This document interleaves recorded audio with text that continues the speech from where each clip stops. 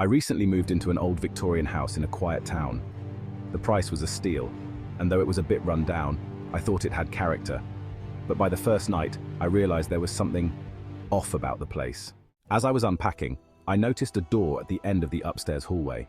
I'd walked past it several times before, but now I realized I hadn't seen it during my initial tour of the house. Something about it seemed wrong.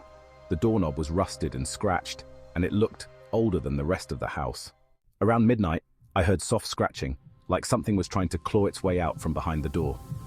I told myself it was mice, or just the house settling, and forced myself to ignore it.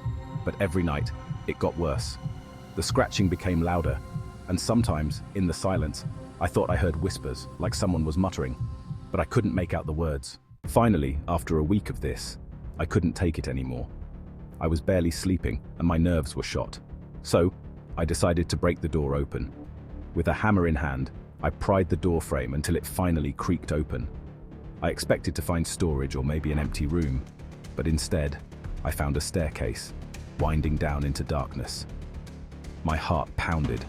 I hadn't seen a basement on the house tour, but there it was, leading down into an unknown part of the house. I went down step by step into the stale, cold air. The smell was awful, like something old and decayed. At the bottom, I found a small room with brick walls, and there, in the center of the floor, was a wooden crate, nailed shut. My hands shook as I opened the crate, and when I finally pried it open, I almost screamed. Inside was a pile of dusty old clothes, but the fabric was torn and stained, and at the bottom was a collection of worn, yellowed bones. As I stumbled back, I heard a voice, soft, cold, and furious, whispering from behind me. "Why did you open it? Why did you let me out?"